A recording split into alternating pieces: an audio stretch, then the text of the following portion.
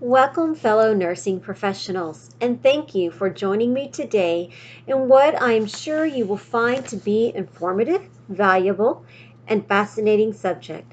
My name is Jennifer Cowan, and I am here a registered nurse with 7 years of clinical experience. Today, I will be discussing the concept of care coordination and how this valuable tool can be used to achieve desired patient outcomes. I will outline the strategies necessary to effectively collaborate and coordinate care resources, including the patient's family. I will explain the rationale for coordinating care based on the ethical principles that drive modern healthcare, and I will explore the potential impact of healthcare policy provisions on patient outcomes and experiences. So let us begin. Care coordination. So, what is care coordination? Let us begin with an example scenario. Miss Collins is a 77-year-old widower with diabetes who lives alone. Lately, she has had increasingly difficulty walking with several near-fall incidences. Both of her feet are increasingly painful, and she has several lower extremity ulcerations on the bilateral foot and ankle area. Her daughter takes her to see a primary care provider, who after a battery of tests informs her that her diabetes has progressed.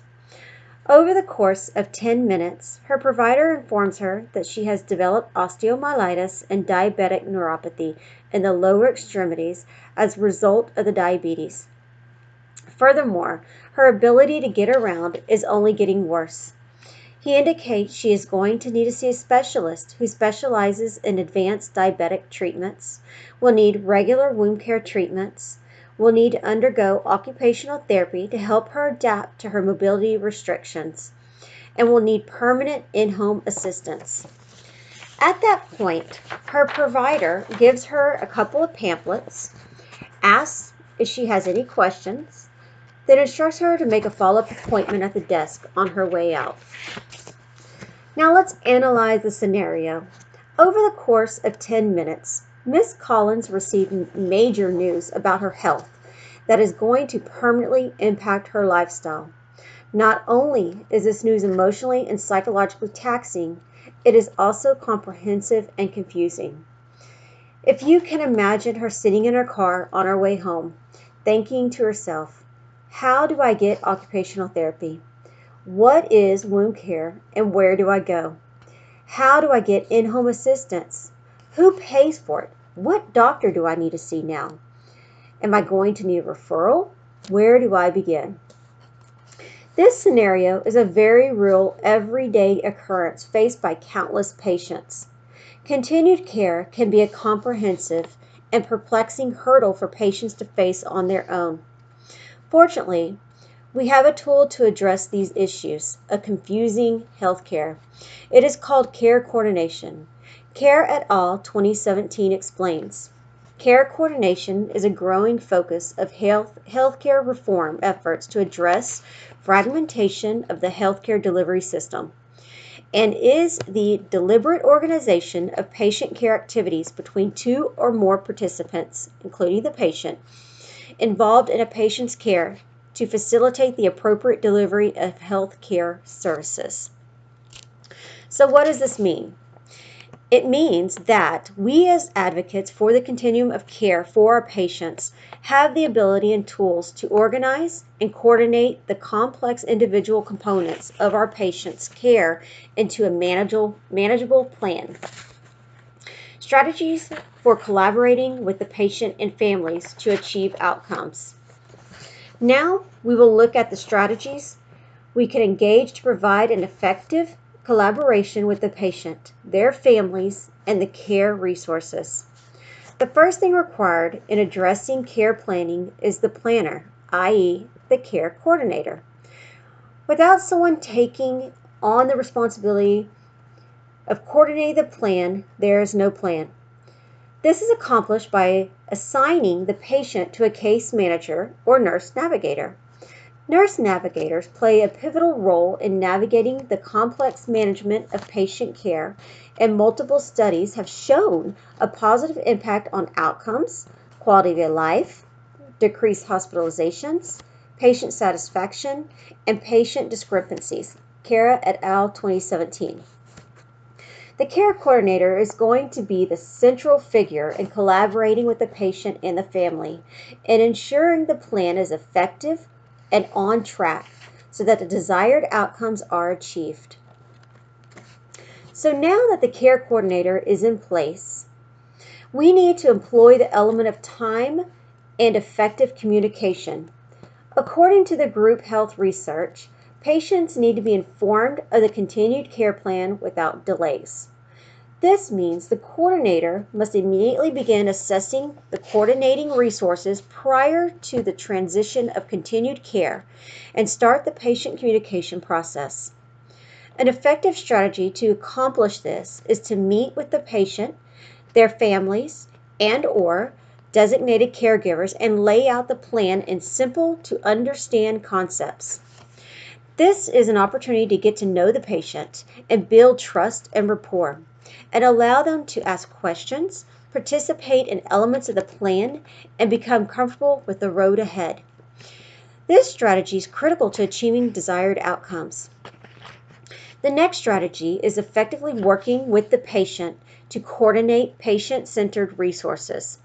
So what do I mean when I say coordinate patient-centered resources? Simply put, it means to engage resources that are going to be receptive to the patient's needs and will work with the patient and their family to accomplish the healthcare objectives. For example, in Ms. Collins' scenario, it was stated that she will need occupational therapy. Now let us imagine the care coordinator contacts a local occupational therapy clinic and is informed they only have the appointments on Thursdays at 10 a.m. However, Ms. Collins' daughter works during that time and will be unavailable to provide transportation to the appointments. Although the clinic is equipped to meet the therapeutic needs of Ms. Collins, they are not accommodating to her personal needs and therefore not a patient-centered resource for her. Consequently, in this scenario, the care coordinator would work to find a more suitable patient-centered clinic. Essential change management to achieve high-quality outcomes. Breaking the status quo and effectively managing change is one of the most difficult things for people to do. Let us take successful long-term weight loss as an example. We all know the basic formula to losing and keeping off weight. We need to consume fewer calories than we expend. Should be easy, right? If so, then why is it so hard to do? The answer is simple. Change is hard. Now, the big question. If managing change is so difficult, how do we successfully manage the change for our patients to meet their outcomes? The answer relies on the care coordinator's ability to manage the patient's expectations, efforts, and optimism for success. AHRQ 2014 states, patients perceive failures in terms of unreasonable levels of effort required on the part of themselves or their informal caregivers in order to meet care needs during transitions among healthcare entities. Subsequently, the care coordinator must change the patient's negative perception about the daunting process and become a champion for their success. The care coordinator must be the guiding light that takes the patient along their journey. The coordinator must be encouraging and champion small incremental victories along the way. Finally, the coordinator must integrate the necessary resources into the patient's life in a manner that is patient-centered and dignified. The rationale for coordinated care based on ethical decision-making. Now we will explore the rationale for coordinated care and how ethical decision-making factors into the rationale.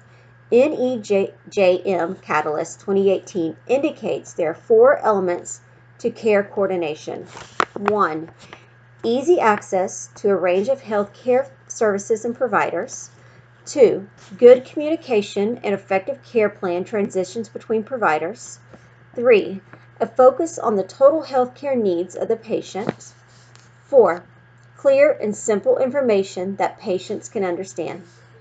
Let us start with the concept of easy access to services for the patient. The ethical principle of benevolence indicates that we, as providers, are ethically bound to do right by our patient. When coordinating the necessary resources, we are obligated to not only consider the treatment implication, but choices that are readily acceptable for the patient. This notion plays into the previously mentioned concept of patient-centered resources. The next element indicates effective communication care plan transitions. This concept is at heart of care coordination and, in my opinion, is our most ethically bound duty to the patient. If the care coordinator does not effectively communicate with the patient and successfully coordinate the care succession, they run the very real risk of failing to meet the patient's desired healthcare outcomes, which could lead to harm for the patient. This scenario is unacceptable for a care coordinator as they are bound by the ethical principle of non-malfeasance, which simply stated means to do no harm. The third element of care coordination indicates we must take into account the total needs of the patient. In my opinion, this goes beyond just making sure all the resources are in place. Rather, it is an obligation to the patient as a person. It dictates the care coordinators must exercise compassion, dignity, and integrity and consider the totality of the patient's needs. One component of total needs is ethical principle patient autonomy. Adults have the fundamental need to be informed and participate in decisions that impact their life. Specific healthcare policy provisions on outcomes. Now that we have a good understanding of the value of care coordination and how it can greatly benefit patients, let us take a look at the bigger picture and how trending healthcare policy plays into the need for improved patient outcomes. Since the beginning of time, in healthcare, the payer model for healthcare services has been a fee-for-service model, which means the patient or the third-party payer pays for each service widget as an individual charge, regardless of the outcome. A simplified way to think of this is the patient goes into the clinic and receives a treatment, then pay on the way out, and the outcome of the treatment is what it is. In other words, there is little to no accountability tied into this payment. In the last 5 years, CMS and other third-party payers have gained momentum with value-based payment models, being 2017. According to AAFP 2016, value-based payment is a concept by which purchasers of health care and payers hold the healthcare delivery system at large, accountable for both quality and cost of care. So what does this mean, and how does it impact outcomes and patient experiences? Simply stated, it means that if hospital providers want to get paid, they have to provide quality services with positive patient outcomes. So now, if you view this concept through the looking glass of care coordination, it becomes evident that healthcare policy favors these types of resources as they have been proven to positively impact patient outcomes and experiences. The nurse's role in care coordination and continuum of care. Let us begin this final section of the presentation by identifying the fundamental nature of nurses in the continuum of care of all clinical scenarios, from the newborn nursery to the coronary care unit to care coordination for in-home health. First and foremost, nurses are the primary advocates for their patients in all clinical scenarios. From the very moment they take the Nightingale Pledge, nurses are duty-bound to be the guiding force in patient care. There is no other healthcare professional equipped or positioned to support a patient like a nurse. So it would stand to reason the role of the nurse in care coordination planning is essential to the success of the plan. The nurse must be the one who builds a relationship with patient to ensure compliance and success. The nurse must be the one who coordinates all essential resources and orchestrates them into a finely tuned ballet of patient services. Lastly, the nurse must be the one who fights and advocates for their patient, encourages them and their families, and lastly, gives them hope and support necessary to successfully meet their daunting health goals. Well, that wraps up the discussion on care coordination. I hope it has been informative and valuable. Thank you so much for being such a wonderful audience.